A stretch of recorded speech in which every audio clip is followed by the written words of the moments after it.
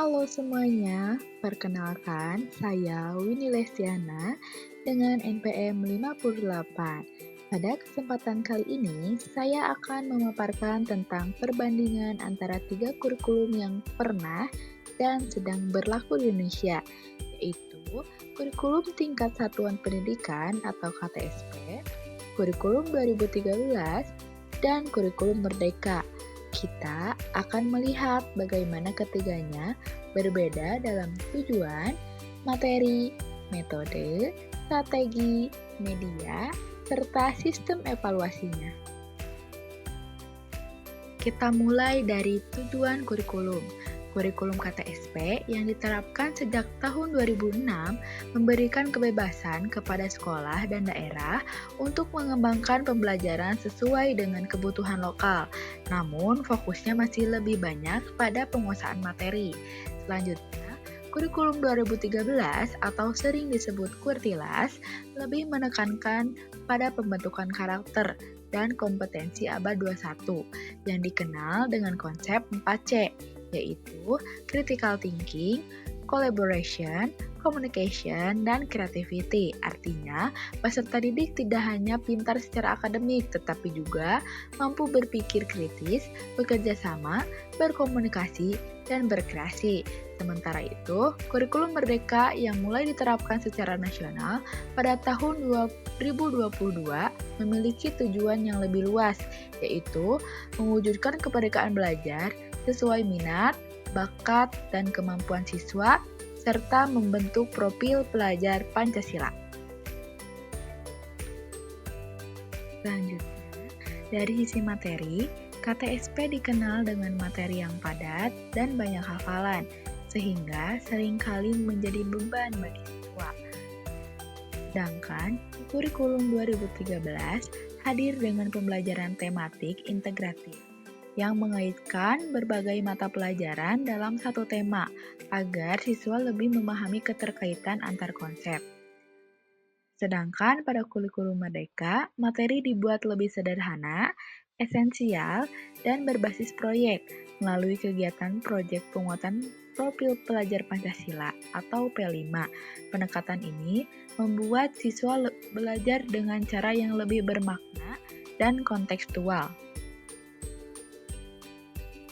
Dari segi metode pembelajaran, KTSP masih menggunakan cara tradisional seperti ceramah, tanya jawab, dan latihan soal. Di kurikulum 2013, memperkenalkan pendekatan ilmiah atau scientific approach dengan 5 langkah pembelajaran yang dikenal sebagai 5M, yaitu mengamati, menanya, mencoba, menalar, dan mengomunikasikan. Sedangkan dalam kurikulum Merdeka, metode belajar menjadi lebih variatif dan fleksibel, seperti project-based learning, discovery learning, dan problem-based learning. Guru berperan sebagai fasilitator yang membantu siswa menemukan pengetahuannya sendiri. Selanjutnya, dari sisi strategi pembelajaran, KTSP masih berorientasi pada guru atau teacher centers, di mana guru menjadi sumber utama pengetahuan. Di kurikulum 2013 sudah mulai beralih ke student centered learning dengan aktivitas diskusi dan kolaborasi antar siswa. Sedangkan di kurikulum Merdeka melangkah lebih jauh dengan menerapkan pembelajaran berdiferensiasi, yaitu menyesuaikan proses belajar dengan kemampuan, minat, dan gaya belajar masing-masing siswa. Dengan strategi ini, setiap anak memiliki kesempatan yang sama untuk berkembang sesuai potensinya. Jika kita lihat dari segi media pembelajarannya, KTSP umumnya menggunakan papan tulis, buku teks, dan alat sederhana. Di kurikulum 2013, mulai berinovasi dengan media semi digital seperti PowerPoint, video, dan kegiatan eksperimen. Sedangkan pada kurikulum Merdeka, media yang digunakan lebih digital dan interaktif, misalnya dengan menggunakan platform pembelajaran daring serta berbagai aplikasi edukatif yang mendukung pembelajaran mandiri. Dalam hal evaluasi atau penilaian, KTSP menekankan ujian tertulis, ulangan, dan rapor sebagai tolak ukur utama keberhasilan belajar. Di kurikulum 2013, memperluas evaluasi dengan penilaian autentik yang mencangkup 3 aspek, yaitu sikap, pengetahuan, dan keterampilan.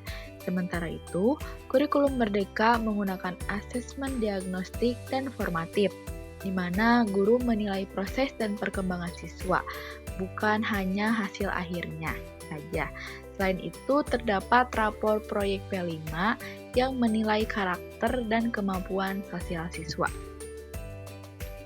Sebagai kesimpulan, perkembangan kurikulum di Indonesia menunjukkan arah perubahan yang positif, mulai dari KTSP yang berfokus pada isi dan guru, beralih ke kurikulum 2013 yang menyeimbangkan pengetahuan, keterampilan, dan karakter, hingga ke kurikulum Merdeka yang benar-benar memberikan kebebasan belajar kepada siswa untuk tumbuh sesuai minat dan potensinya. Perubahan ini juga mencerminkan pergeseran paradigma dari teacher-centered menuju student-centered dan akhirnya menjadi student-empowered learning, yaitu pembelajaran yang benar-benar memerdekakan siswa. Demikianlah pemaparan saya mengenai perbandingan kurikulum KTSP, kurikulum 2013, dan kurikulum Merdeka. Semoga penjelasan ini bermanfaat dan menambah pemahaman kita tentang perkembangan pendidikan di Indonesia. Terima kasih sudah menyimak, saya Winnie Lestiana. Sampai jumpa di kesempatan berikutnya.